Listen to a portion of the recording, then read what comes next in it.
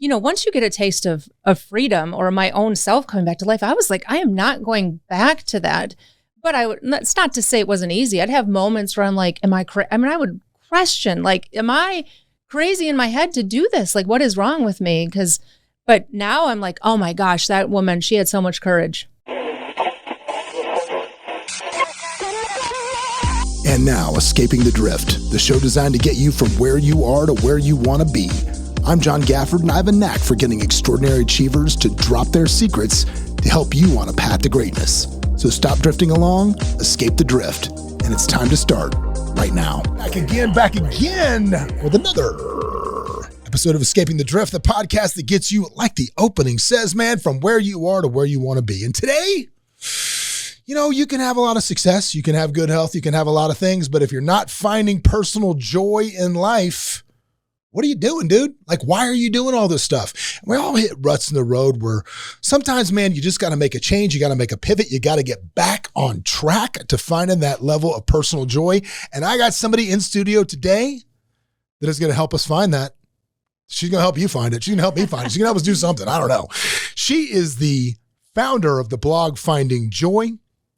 She is the author of a bunch of books, Mom Enough, The Brave Art of Motherhood, the soon-to-be-released Get Your Spark Back and How to Find Happiness and Reignite Your Life. She is the founding partner of Audience Industries. She is just a rock star all the way around. Ladies and gentlemen, welcome to the studio. Here is Rachel Marie Martin. Rachel. I'm here. You're I'm here. Ready. I know. You're here. I'm ready. I fired myself up. I hope I fired awesome. you up a little bit from that as well. So a little bit of background about you. So if you, all of those things that I said in the opening really describe you, but if you had to give yourself one sentence, give me the elevator pitch about what you do. Somebody's like, what do you do? Oh, what do I do? Well, I'm going to tell you in probably a couple words. I'm a decider. I make a decision and I go with it. And I'm confident about it. And you think most people don't, obviously, if you're prefacing that, you think that's a problem that a lot of people seem to have. I had someone say it to me once. They're like, you know what you do? You make a decision and you go with it. And I thought, really? I'm a decision maker? And then they said, let's look at the last 10 years of your life. And they're like, you make one decision after another decision and you keep yourself moving. And it was like the most insightful thing someone had said to me. And I was really proud of being known as someone that makes a decision because I thought I wasn't. But here I was making all these choices. So it's definitive with you. Somebody puts something out, there's an answer, and then that's it, yes or no? Yeah, I actually I'll go after it even if I don't know the solution to it. I don't know the end result. I'll just move forward. I would rather be moving than doing nothing. And stagnant. Yeah. Yep. Yeah. All right. So tell me about the background. Obviously, I know you grew up in Minneapolis. That's where you're from. I did. I grew up in Minneapolis. What did the folks do? My dad was an engineer. My mom, I call her a rule breaker. She was a trendsetter. She worked downtown Minneapolis in reinsurance. So my mom was one of those work-at-home moms in the 80s with the big shoulder pads, feathered hair. Why did I just have Mary Tyler Moore jump into my head? Yes. Literally. Yeah, I know where that statue is. There you go. Okay. She did that. So my parents taught me good work ethic. They taught me don't limit yourself. Mm-hmm. And I grew up learning to love tech. That was the cool part for me too. My dad bought a computer, Texas Instrument computer before Best Buy. And he's like, here, and then handed me a book on how to code. And so I learned from a very young age not to be intimidated by progress, but to kind of adapt to it, learn, figure it out. What's next? What year was it? What year are we talking about? I think my dad got that computer 83 or 84. 83, 84. Yeah, I'm dating myself right now. No, dude, hey, we're like, I am just letting you know. Like, you can do math. I had the Commodore 64. I had the green Tandy computer in a classroom as a kid. I had all this stuff. I remember the joy of watching your name scroll diagonally across the screen. Yeah, I used to code, and if you made a mistake, all the text would have to go beep, beep, beep, backwards and take a while. Yes, would never make sense. Yeah. Would you, as a kid, so I'm guessing with those parents, you were always a good student. That was never an issue for you. Always a good student. I was a good student. What about the entrepreneurial side of you? What was the first hustle you had to make money? You know what? It didn't happen until I was ending a really bad marriage, and I was like, I have got to get out of this. I got to figure it out. And so I kind of tapped into this younger part of myself that didn't really realize she was an entrepreneur. Like growing up, I kind of thought I had to stay in the box of, get a good job, get married, go to school, all of that stuff. But I always pushed against it. I never felt like I quite fit in, even though my family was like, you're great. You're great. We love you just the way you are. Yeah. But I was like, I feel like I'm not quite like everybody else. And I think it was that entrepreneurial part of me. Is that what you did? Did you go to school? Did you get a degree? Nope. Nope.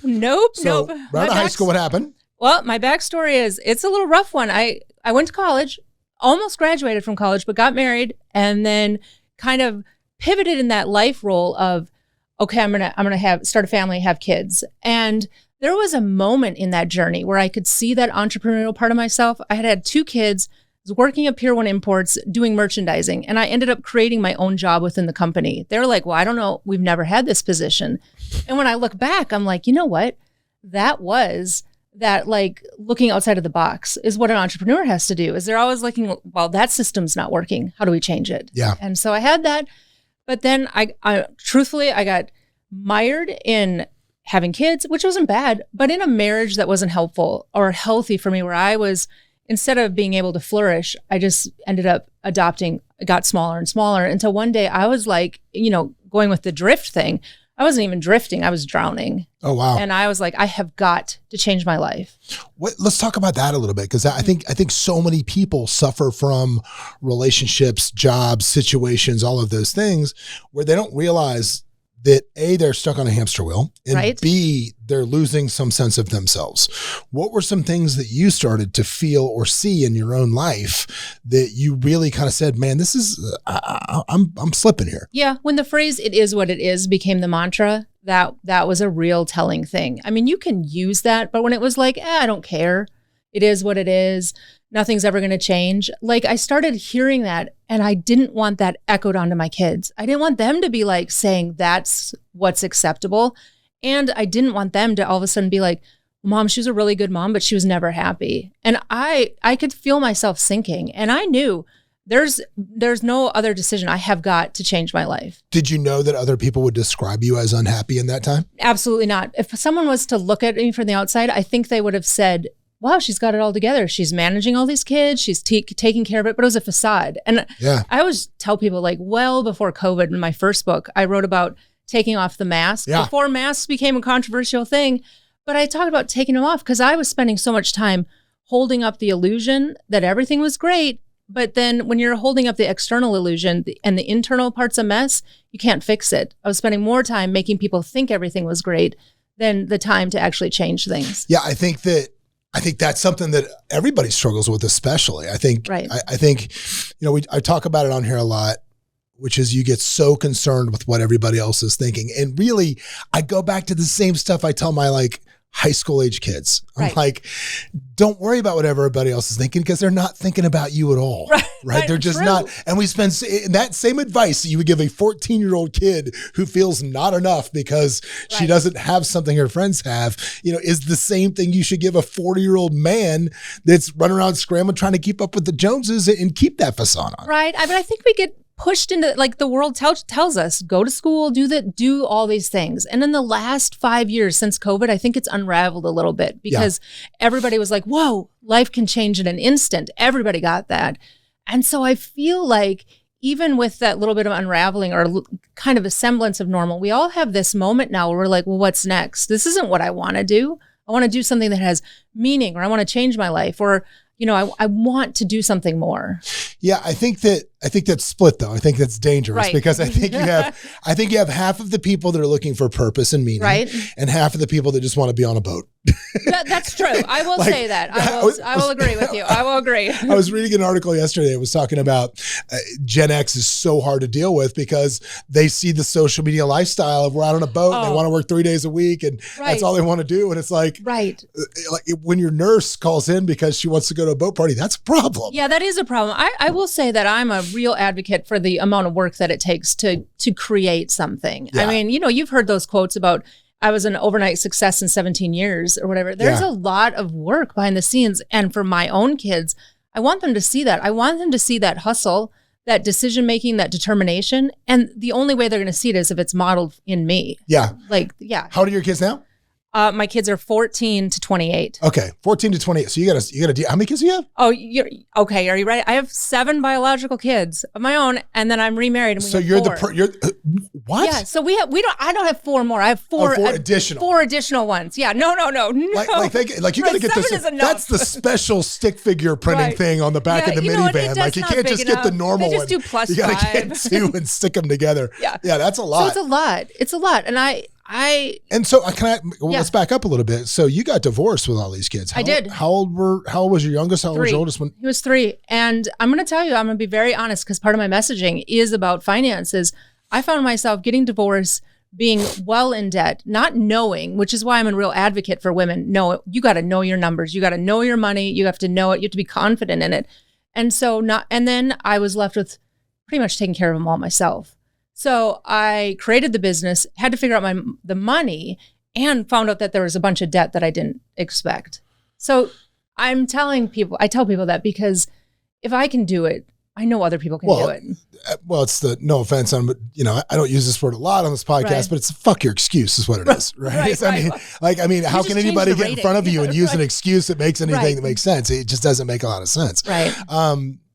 So you came off not even knowing, it happens so often. It does. Where in divorce, unfortunately, my mother, same thing, right? Mm-hmm. Like my mom made the cardinal sin of you never divorce a Southern attorney in a small Southern town. Oh, my heart. Oh, you can only imagine what happened there. And that's what my mom did. So my mom got obliterated by my father in the divorce. Now, luckily later in his life, he turned out to be a decent human being and and handled his stuff. But yeah, it was hard and it was a very difficult thing. So I grew up in a weird kind of deal where, and I talk about this in my book, where it was a very masked situation because we got left the house in the nicest neighborhood of my small Southern town and my mom was flat broke.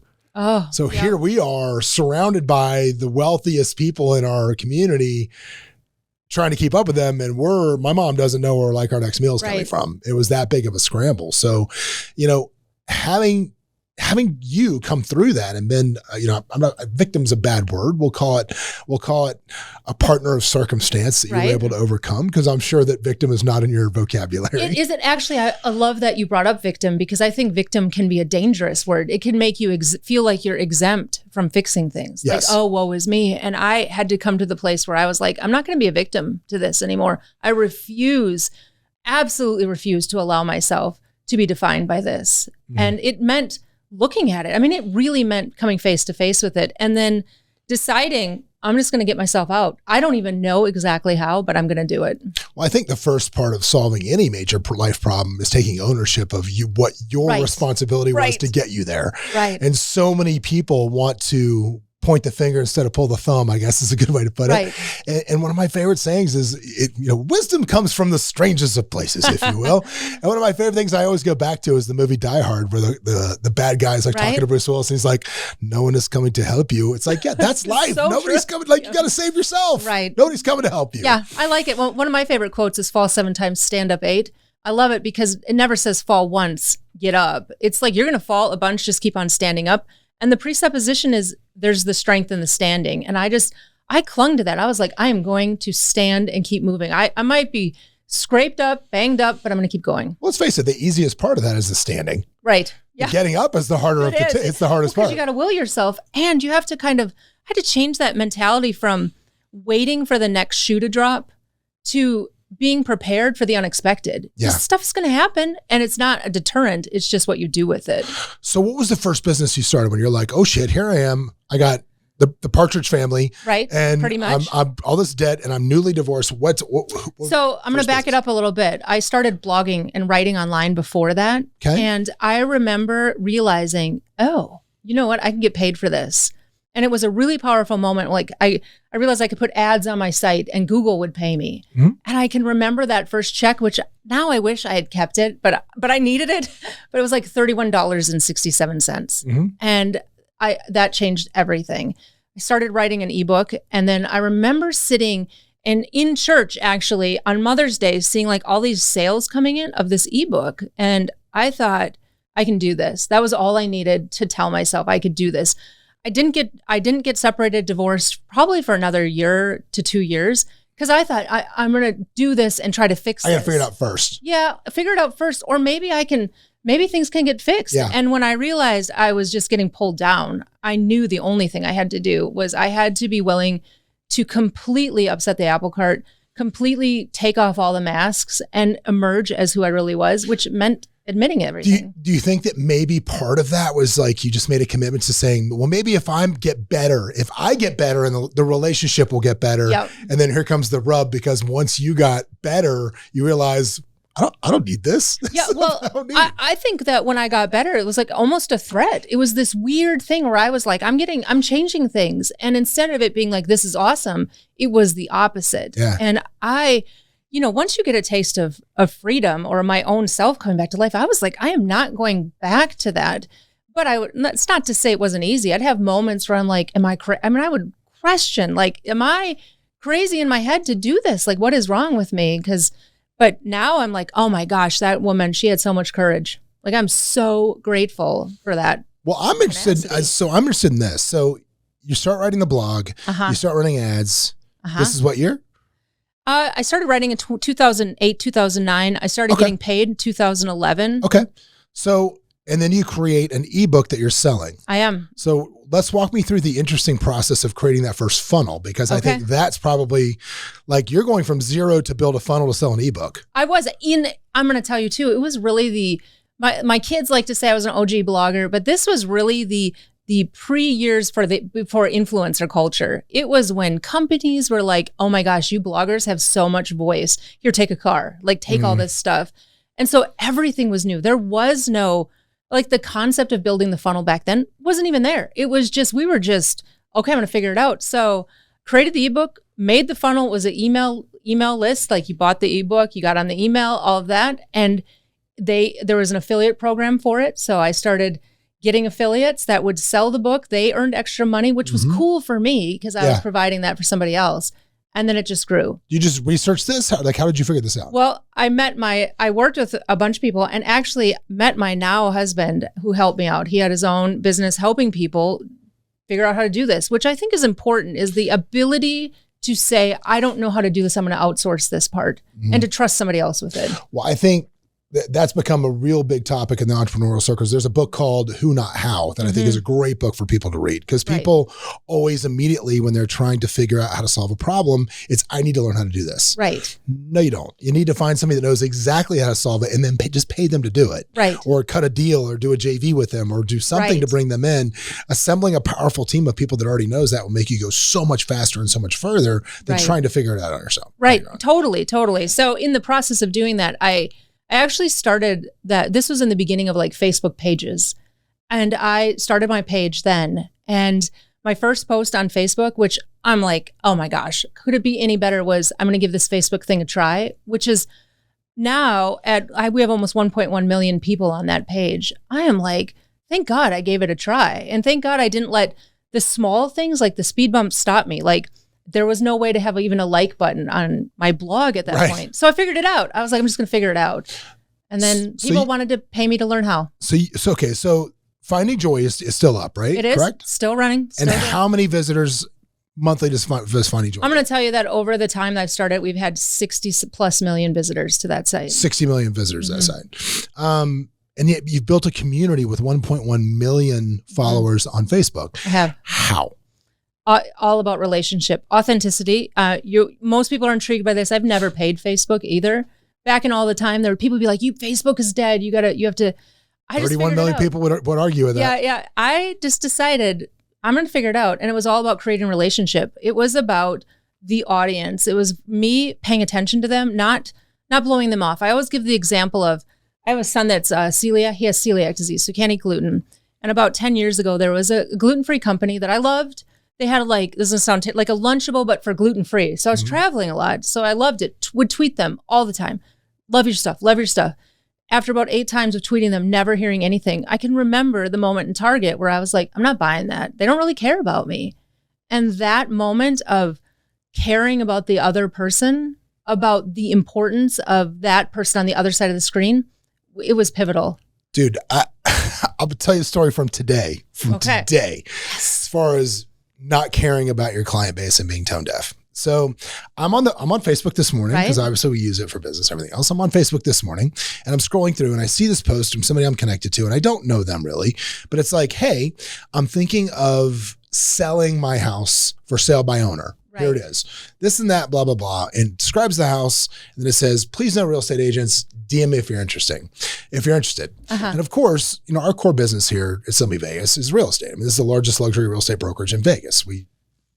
That's what you do. We're a giant company. Right. This is what we do. Right. So I see this and I always think to myself, I'm curious. I'm like, look, if you want to sell your house for sale by owner, God bless you. Whatever. Right. Yeah. Good luck. Good luck to you. Right? Do what you want to do. But then I always wonder to myself, I wonder what people do that think that this is just so easy. Right. Like, what could this person do for a living that this is just going to be so easy? Right. So I click on their profile and I pull it up. This person is a vice president at an escrow and title company. Really? Which is a business that is 100% dependent on the goodwill of real estate agents. Right. Oh, that is. And I'm just like, so then, I go into my mode where I'm like, oh my gosh. I go into my mode where I'm like, don't you need agents for your business? I'm like, delete. I'm like, I know. How can you do this? Right. Delete. Put the phone down. Delete. I'm like, fine. I'm not going to do anything. But I just thought to myself, talk about not understanding who your tribe is and who you're trying to attract, and what's worse, how to repel them. And I think you're right. If you send a comment, if you call a company or whatever else, or make a comment, and the people respond to you, it builds that. So are you somebody, back to your individual thing after my rant, sorry. No, but I appreciated that. But back to your deal. Do you respond to like all the comments that people make? I mean, are you that person? Are you crazy about it like that? No, I can't. Let me just tell you, I could spend all day trying to keep up with comments and never catch up. Because there's so many. And I'm so grateful. But I do make my presence known. I will respond. I'll go on there and I have to tell myself, people be like, social media is a waste of time. I'm like, this is my job. Yeah. So I'll go on there and I'll set a timer. I'm like, you know what? Respond. And I will respond as truthfully and as like you and I were having a conversation. It wouldn't just be like, thanks so much for commenting. I'll take something and I'll be personal back. And I will sign my name. Or if it's a really long thread, I will make a point of saying, you know what? I've read everything. I really appreciate it. Because I think even with the team, that me showing up really matters. It makes a difference because that's what they've learned to love is I am the brand at this point. Yeah. It's the same reason that I'm in this building every day. And it's the same reason my partners in our building across town is because even if nobody needs this, I mean, you saw where my office is when you walked in. For those of you who don't know, my office is like some executives are all the way in the back behind like 5 secretaries. My office is literally a glass cube in the lobby. I mean, it's in the lobby and you can see me from wherever you are. And I do that because it doesn't matter if the agents need me. It doesn't matter if anybody needs to talk to me, but they just see me here. They just kind of feel that I'm here. And if they did need me, they know where I'm at, which is nice. But at 1.1 million people, even though the brand is yours, right? At some point, it had to kind of take on a life of its own. It has. I mean, it definitely has. We've had to, in the last 5 years, figure out how do we manage this thing? Who takes care of stuff? How do we outsource? Because I can't do it all, which is, I think, part of the entrepreneur's struggle is moving from entrepreneur to something else. Like I remember once, my husband and I, we do a lot of teaching and training of entrepreneurs. And we led a retreat or a conference at a place in Minneapolis. And we asked them, like, are you guys like, what would you consider yourselves? They're still entrepreneurs because they told us. And they're like, well, we have 400 people that work here. I'm like, are you really? It was like this really hard thing to give up that startup culture for them.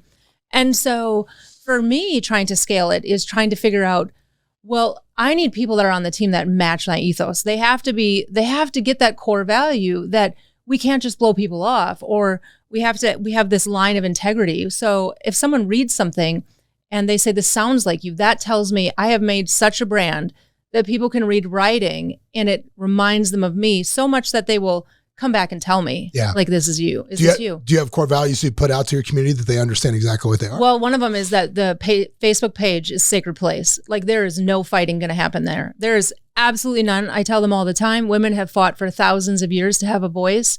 And the best way to honor them is to not pollute this place with a whole bunch of bickering over stuff. Let's build each other up. So the core value there is it's really about integrity. Let's build each other up. We don't have to agree on everything, but we can hold a conversation. Yeah. And we can do it respectfully. See, I think that's the problem with this country anymore is everybody's gotten so, well, I don't know that everybody, I believe that there's 15% on this side off the grid. There's 15% off this side of the grid. And then there's the giant portion in the middle that just wish everything would kind of calm down. Right. And the ones on the ends are the ones that yell the loudest, obviously, and get the most attention. But I think that most of the argument comes from people don't really want to hear. They don't want to discuss the topic. They just want to be on a team. They do, or people are so loud. I give this example all the time. Like people now feel like I'm just going to slam my views on you. It's like that power over. They're just, this is the way it is. You're wrong, or you're an idiot, or whatever. Versus like what I always say, you support people underneath. They can do amazing things. And sometimes it takes listening to them. Like, why do you believe that thing? What is it about it without judging? And really taking that moment doesn't even mean I have to agree. But if someone feels like they have a seat at the table, then maybe there's more chance for more to people. But you know what my favorite question to make people question their own views? Yeah. My favorite question to ask people. Here it is. I love it. This is my favorite question. Okay. When I'm nervous. No. When somebody spouts out some crazy view about whatever it may be, left or right, I ask one simple question. Yeah. Hey, if you wouldn't mind, where all have you been in the world? Oh, where all have you been? That's okay. That is the greatest question in the world. I love that question. It's great because I tell people, my husband believes a lot in exposing our kids to other countries all over the world so that they can see it. For me, the most profound experience in my life is I've been to Haiti twice. And first of all, the people I love. You don't have any problems. Yeah, none. You go there, none. you have no problems. They're happier than we are, which I was like, how can this be?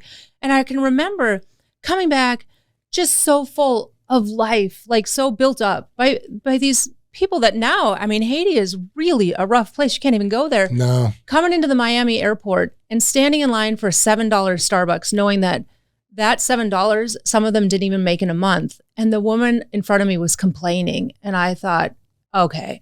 But it's so hard to keep that posture when you come back. Like you just start to, it's that slow fade. I just wanted to be aware, like, you know what? No, this problem here, if I have to wait a little bit, it's okay. Yeah, just dude, open your eyes. One of my favorite things ever said in this particular room was somebody said one time, I've never met a well-traveled racist. Oh, interesting. And I just love that statement so much because when you see how the rest of the world lives, right? It does a couple things. A, it makes you incredibly grateful for our lives here. B, I think it makes you incredibly grateful for the freedoms that we have in this country, which are amazing. I mean, you go to places.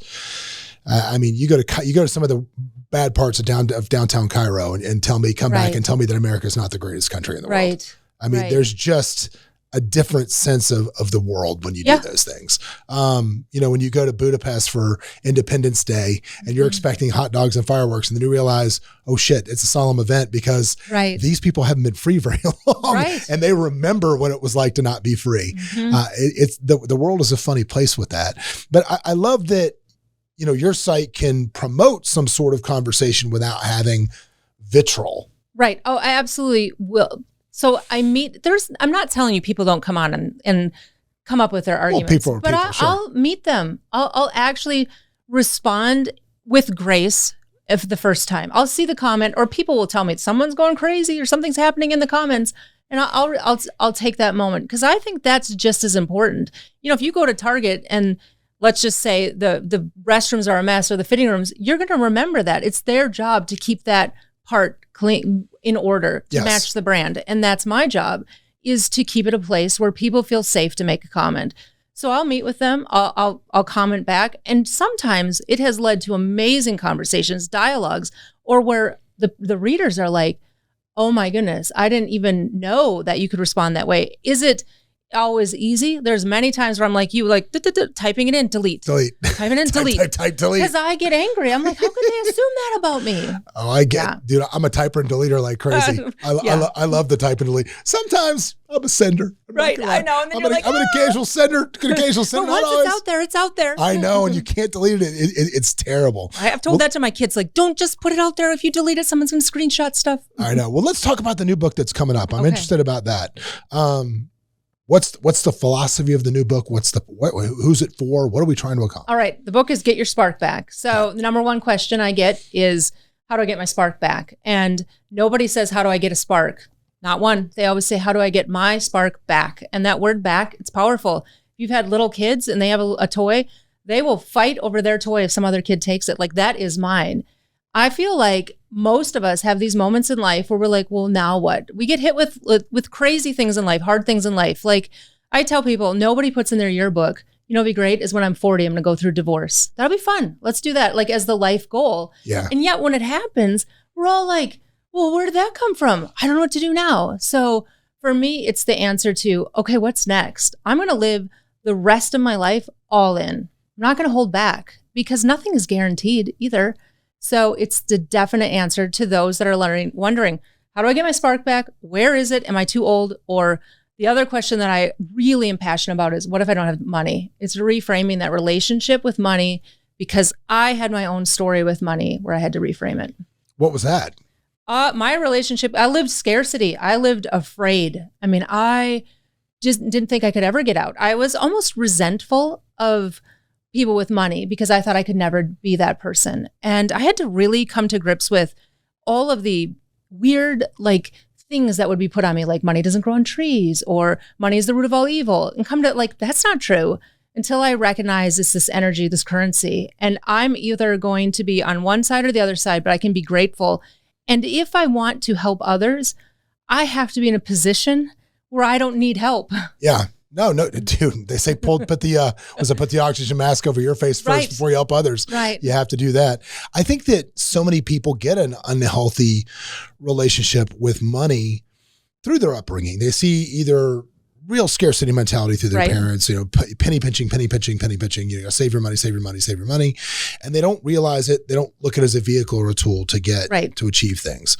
I think you also see people when they come into money, I think anybody that goes from broke to this, you hit that thing where you start buying a bunch of crazy stuff. Right. You know, when you guys came in today, we talked about my car that you saw, that really I bought it because I was speculating on investment. Didn't work out that way. And now it is kind of a toy, but I wouldn't have bought that car if I couldn't have afforded to go just buy it. Right. I wouldn't have done it. But I think also I'm at a place where, and I told this story the other day, I'm in a place now where I still struggle with a little bit, because real estate is such an image business. It's such an image business.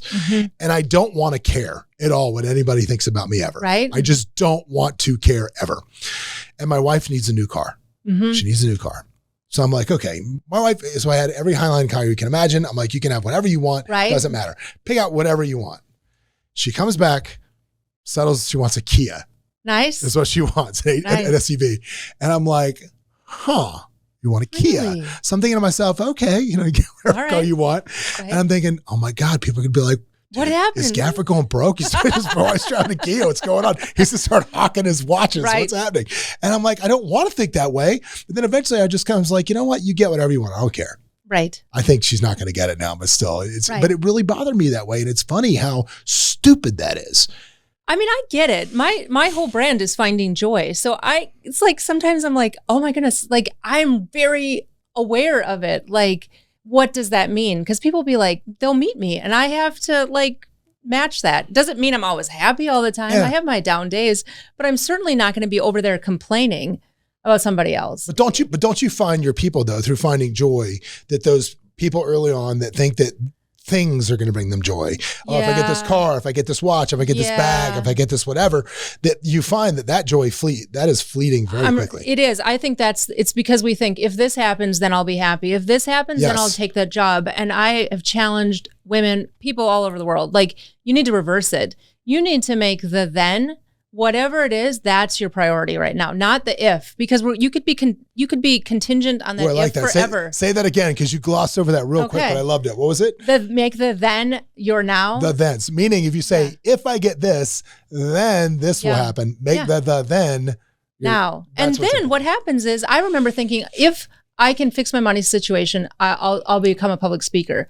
No. I became a public speaker, which fixed my money situation. It's the reverse. You got to do the hard stuff first. And then all the ifs are the excuse. Yeah, but nobody wants to do the hard stuff. I know. Dude, everybody knows how to get six-pack abs. Everybody knows how to get them. Yeah. Everybody knows how to get washboard abs. Nobody wants to go to the gym. 10 minutes a day. Yeah, everybody knows. Everybody knows. But everybody knows, but deep down they know they got to do the work. They don't want to do the work. They don't want to do it. No, they don't want to do it. Which is why semaglutide is one of the fastest selling products in I get history. that. Well, the thing is that's the threat of someday. Someday I'll get that thing. Someday. And then all of a sudden the somedays run out. Oh, dude, I get it. For me, talking about joy is all about, and where I find joy and what I use money for is the experiences, right? It's all about experiences. Right. I want to do the craziest, coolest stuff I can find.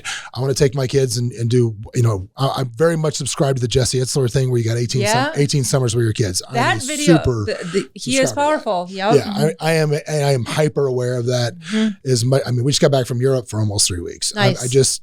I'm very focused on any time I can spend with my kids is what I want to do.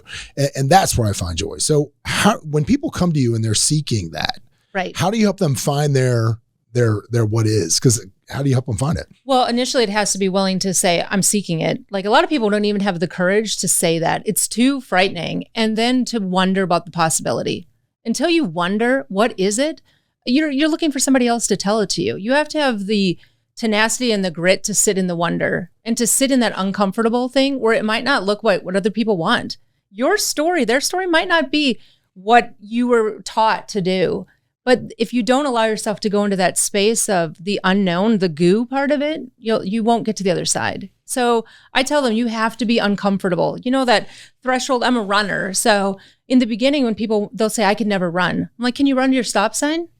Maybe. Well, so then I'll tell them, run to your stop sign. Then the next day, maybe run 5 feet beyond your stop sign. And eventually you'll find yourself running a mile past the stop sign, but you won't do it until you let yourself run there. Yeah. To at least get to the first, what was it? Yeah. The 4-minute mile mark. Yeah, I'm not there. Landed for but that right. But that record lasted forever. And as soon as one guy did it, they said it was impossible. Like 60 people did it the next year, just because they believed it was possible. Exactly. Because I think so many people don't really believe what could be possible. I agree. I think it's rooted in fear, because to believe that it's possible, somebody's got to challenge it. And if you challenge it, you're challenging the status quo of everybody saying, that's not possible. That's not possible. That first guy who broke it, he had to deal with that can never be broken. That whole mentality, or, all the people that have changed stuff in life, they're constantly having to push against what everybody says is the limit. And that's why I love even like science, where they're like, you know what? Everything that we thought the way it was isn't anymore. And it takes somebody saying, okay, maybe we were wrong. Let's see what's actually possible. Of all things, that Terrence Howard video with Joe Rogan, where he's like, no, the periodic table is actually a circular thing. Yeah. It's like, whoa, what? And I just got to open your mind. Like, maybe that's right. Because I don't want to be the person that's like, absolutely not. This isn't it. I will be an early adopter. Of all of it. Yeah. Do you think that, I think that one of the things that's such a thief of overall happiness right now, I was talking to my wife about this last night. It used to be when I was a kid, if you said, what superpower would you want? I was like, I want to be able to fly, or I want this, or I want to be able to fly. You know what superpower I honestly would love to have right now? What would that be? I would love to know that if something came out of your mouth, okay, I would love to know for a fact if it was true or false and what the actual truth was. The truth-telling superpower. Because, dude, you just don't. I know. I don't have any idea if what anybody is telling me is true. Right. And I think that is causing a level of anxiety and unhappiness amongst our population that is crazy. Probably that, coupled with all the decisions. Like, there are a million decisions we have now and a million probabilities. You could make a decision right now about whatever you're going to do, and you could go on the internet and be told instantly that's the wrong decision. So I love that. I know, I do too. I actually think it's good. It opens up things. But for some people, instead of making a decision, they're like, oh my gosh, I'm not going to make any decision until I know absolute. And I always think there's not really a strong absolute. There is the navigating in between. People will say, I want to find balance. I'm like, no. It's balancing. If you're seeking like equilibrium, you're drifting then. Yeah. You have to be willing to like move with everything and start paddling and be okay with it tipping one way. What is it? Not making a choice if that's a Rush lyric, I guess. To not decide at all is still making a choice. You I guess what are, it is. Yeah, absolutely. You're still making that. No, I think that you talk about being very decisive. When we first opened this thing, you did. I was said like, you're a decision maker. Which I didn't know was going to, when you asked me, I'm like, what am I going to say? No, that's okay. No, wow, I love it. I want to talk about making decisive decisions. Okay. Let's talk about your process for making decisions. My process. Ooh, head or gut? Let's start with the first one. Head or gut? It's all gut for me. All gut. And then what happens is my head gets in the way because I'll tell people I'm a very creative person. I'm a philosopher, like a philosopher inside, thinking, mulling things over.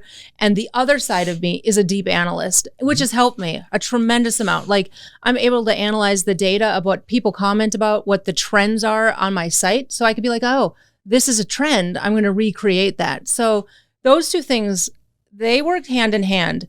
Now, I have to realize when I'm making a decision, at some point, one of them is going to constantly try to overpower the other one. Yeah. And so at a certain point, I give myself a deadline. You got to make your decision now, or because I don't want to not make a decision. Does it mean that when I make a decision, I'm not going to my husband like, I think I made the wrong decision? No, but I still keep going. But still act on it, file it, or throw it away. Yeah. That's where you're at with it. Yeah. So, I mean, do you pros and cons it? Do you asymmetrical risk analysis? I mean, what do? I think about it a lot when I'm running. I'm a definite thinker, okay, because that's the analyst on me. I've done the pros and cons, but I also know that I can deceive myself. Like, oh, I'm going to make my pros list, which tells me I kind of know what the decision is then. Yeah. If I already know, and so then that's you start with the pros list. Yeah, like, wow, that pros list is really long. I need to start with my negative list. So just kind of knows where it goes. Yeah. And so I also know my tendency is to see I'm a real good strategist in finding the small details, like the little minute things. And so I tend to find somebody else that's a bit able, especially my husband, to see the big picture. He can see the entire thing. Whereas sometimes I'll spend so much time thinking, well, there's a hole there. If we're in a boat, there's a hole there, there's a hole there. And he's like, well, let's just keep rowing because we're sinking if you're paying attention to that. So I do seek counsel because I know I could find, well, that won't work. That will work. And what's funny about it is I have a couple kids that are like, well, that won't work. And it annoys me. And then I'm like, oh my gosh, that's me. You got to listen to the consigliere. Dude, my wife has said no to 2 deals. Okay. More like to 2 people. Like, I don't think this is a good, I don't get a good vibe from the person. Through her empathic ways, right? I can totally relate to that. Total loss on those 2 deals, $3 million.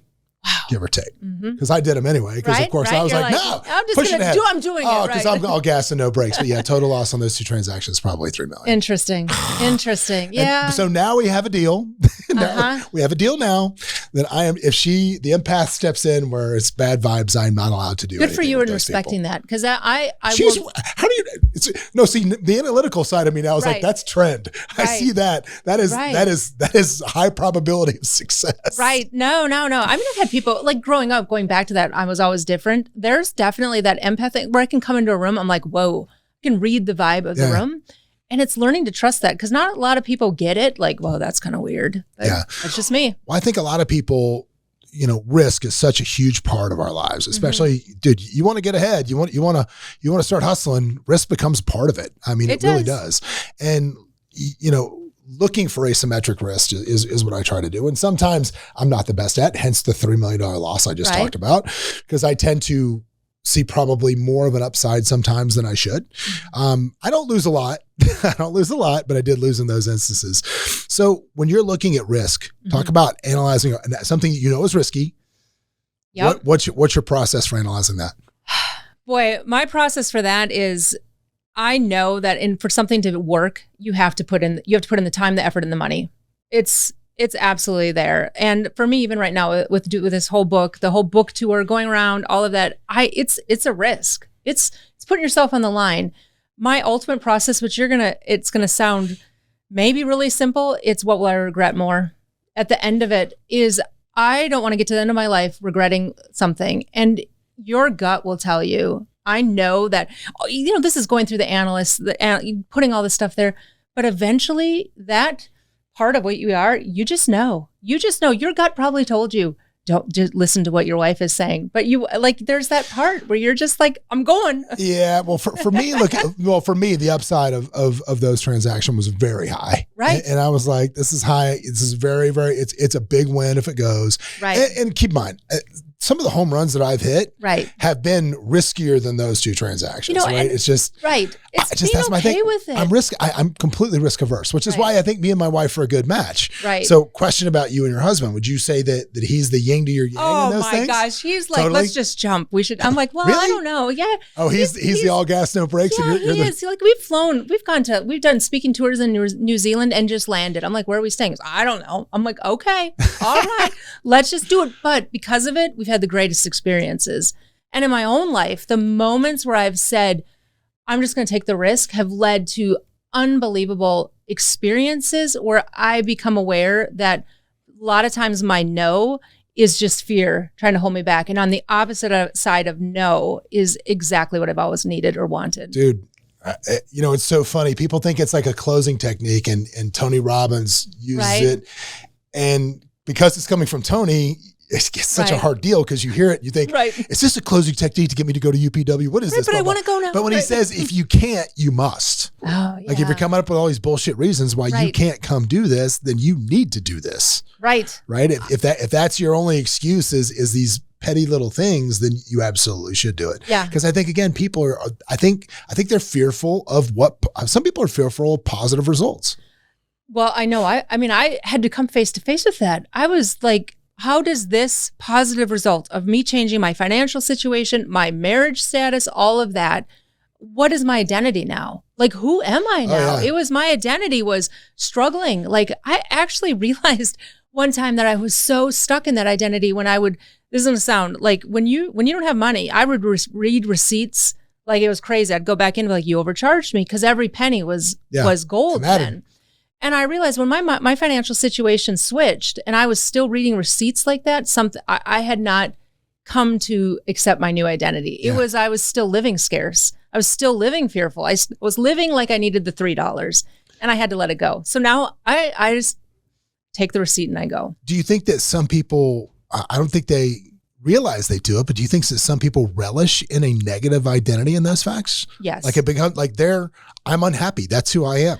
I think staying unhappy, choosing to be happy, choosing to find joy, choosing to change it, there's a part of you that feels like, am I giving validity or credibility to a story I didn't want? Like, am I in agreement with this? Like, all that struggle, was it for nothing? So I think they're afraid to let go of it because there's that part of them that's like, well, look at what I had to go through. It's not fair, without realizing you are keeping yourself stuck and it's not fair. It's not fair. Like, you can move forward, but they have to be willing to say, this happened. This was my story. This was my financial story. This was whatever, but I am worth more now. All right. Well, some of the most unhappy people I think I know I tend to cull my herd pretty quick of people that are very positive moving forward, but we all got some family that needs some love, right? Need some work. And like my mother-in-law, God bless her, right? She had a tough upbringing. I won't get into that, but she's been really unhappy her whole life because she's an absolutist in things. What I mean by that is because this went wrong once, it is always going to go wrong. Right. Like she was married to my wife's father. They got divorced. She never went on another date. Wow. Yep. Ever. Right. And that was it. Like, because that's what happens when you go on it. That's what happens when you deal with men. Right. This is what happens. Yep. And like everything in her life that she had one drink when she was 16. Not that everybody needs a drink, but she had one drink when she was 16 and got sick.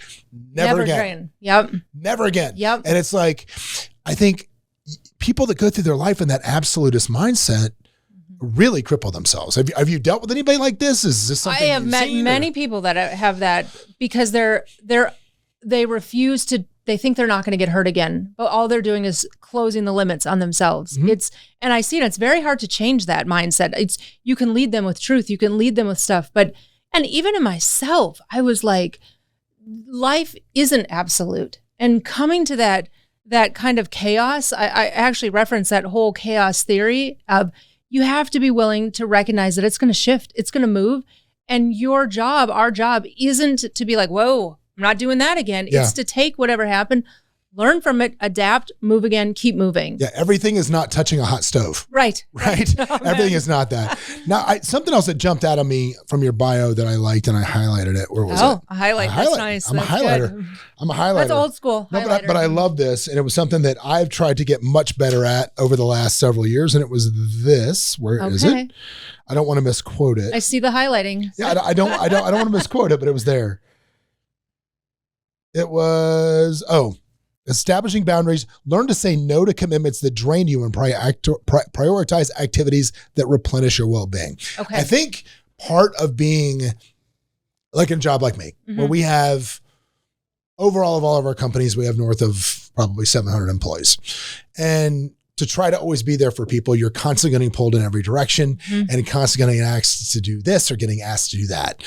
Learning to say no is something that is incredibly hard for a lot of people. I'm trying to get better at it. I get that. So let's talk about learning to say no. Well, this is coming from a people pleaser. I had to recognize, wow, I don't like to let people down. That was the reason I didn't like to say no. I wanted to be that person for everybody, but the person I was letting down was myself. And I was saying yes to everybody else and no to me. Yes to everybody else, no to me. So learning to say no meant saying yes to myself, and switching that helped. Learning to say no, sometimes you can't change or you can't adapt or you can't move forward if you're always making sure everybody else around you is okay and you're sinking, because that's what was happening. So I have learned to be very, very clear with my no when I say it, because I don't really like being like, no, I can't help you. No, I can't. But I can't. I can't continue to scale the business if I'm saying yes to everything out there. It's impossible. So let's talk about actually saying no to people. Okay. I don't like it. I'm going to tell you, I'm just going to be honest. I do not like telling people no. Do you know what I found? The one thing that I found that gave me a lot of power in this was don't justify. Yep. So you don't have to justify. When you justify it, it makes it worse. It does. Right? That's so true. If somebody asks you to do something, if you just say, hey, I really appreciate the offer, but no thanks. Right. That's it.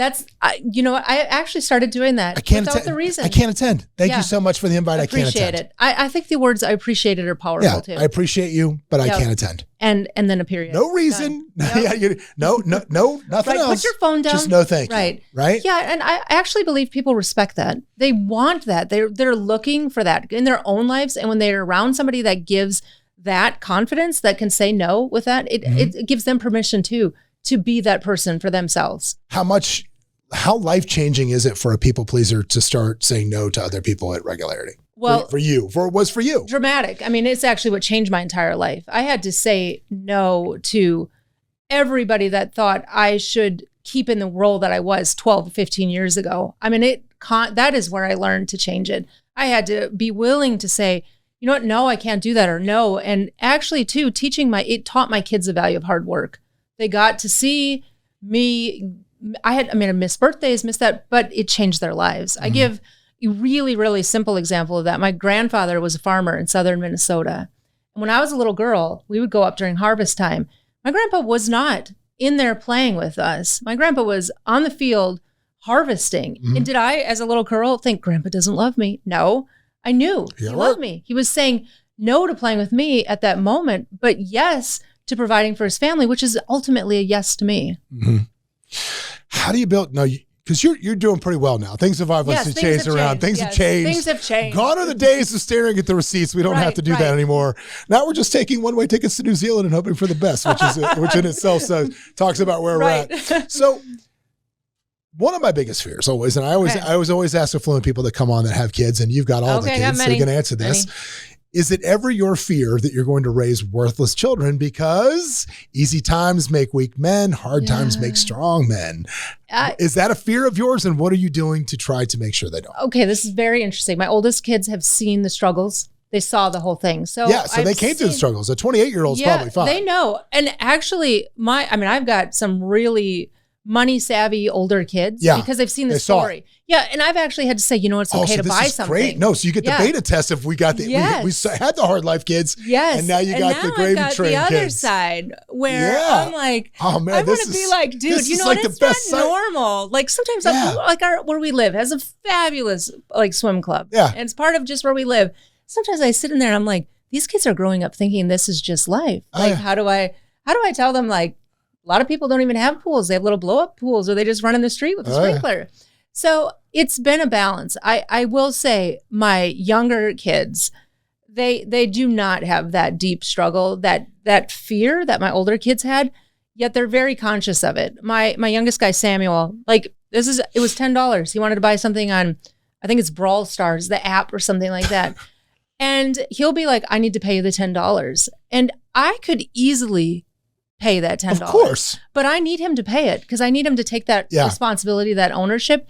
The cool thing is he feels that. And I think that's part of teaching them money responsibility, is exposing them to situations. My husband and I, we do travel a lot. Mm-hmm. We haven't done the Europe thing with the kids, but we do let them see the world outside of their centric of Nashville. This isn't the world, you guys. Yeah. There's a lot more out there. There's blue There's states. more than Broadway, all this. Yes, exactly. There's other stuff. Well, my family lives in Minnesota. Okay, that's true. Yeah, I'm going to just like Minnesota, the state that was it 1984. And it was the only, Reagan was elected, and Mondale was the only blue state. Yeah, right there. I remember being in school like, how does the state not vote for Reagan? Come on, anyway. I know, that's going. Minnesota. Keep going. Anyway, I've really emphasized teaching them money responsibility. You know, when we cruise around like the whole Europe thing, I did it ad nauseum. Where like everything we did, because luckily for me, I'm in a place where we have very credit card heavy businesses, right? Where I spend a lot of money on credit cards for a lot of things for these businesses. So I rack up a tremendous amount of miles. And so that whole trip was free, right? Nice. Everything was paid for, and we travel hacked like crazy, and it was, you know, Emirates business class and British Airways first class and all this stuff. And I made damn skippy that they knew exactly how much everything they got cost. Right. I mean, it's true. Just so we're clear, Chief, if you would have gotten on this airplane, that's a $6,000 seat you're sitting on. Right. Just to be clear. Right. So, you know, I really try to emphasize that with them. They, you know, they got in business when they were very young. They own the vending machines in my company, which is nice. That is so awesome. They manage all of that stuff. But yeah, at the same time, the struggle ain't real. There's no, you know, like we try to manufacture the struggle through sports and those things as much as we can. But yeah, I'm always love asking that question, because that is my biggest fear in life right now. If I had one, is raising worthless kids. My kids are great kids. Don't get me wrong. I see it. I see my older kids I can see the dichotomy there. Sometimes my older kids, like, it's so easy for them. And I will actually say, you know what? You're right. Like, I'll never disagree with them, because it is.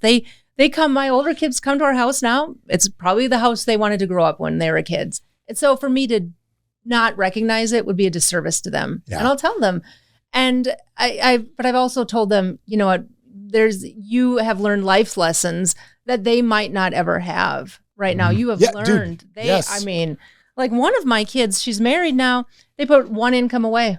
They live off of one. And I was like, wow. Good for you. Amazing. And that's a direct result of the upbringing that you had. Yep. And so consider that a gift, because I mean, all of your challenges, everything that's happened in your past, all of that luggage that you can either be an anchor that drags you down, or it can be rocket fuel. And that's really up to you, how you use it. I love that.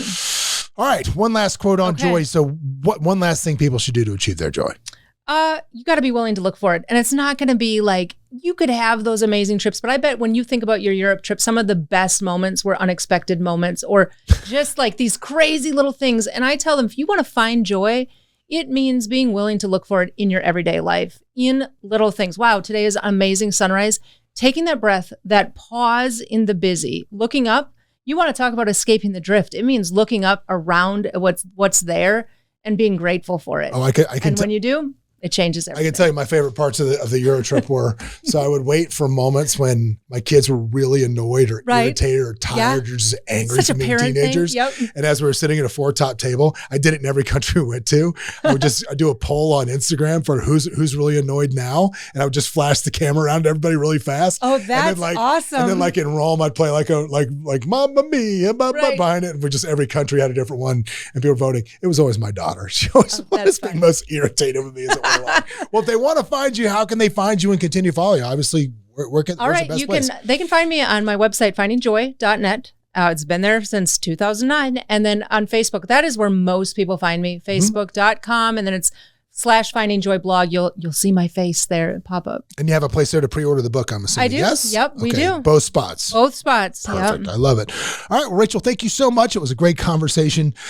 I got a bunch out of it. If you're listening to this and man, I'm fired up. I'm ready to enhance my joy after hearing all that stuff. But guys, just remember, like we said earlier in the podcast, nobody's coming to save you, man. If you're drifting along with the currents of life, or if you've achieved some moniker of success and you're just feeling flatline a little bit, not finding your joy, nobody's coming to save you, man. You got to get it out there and get it yourself. We'll see you next week.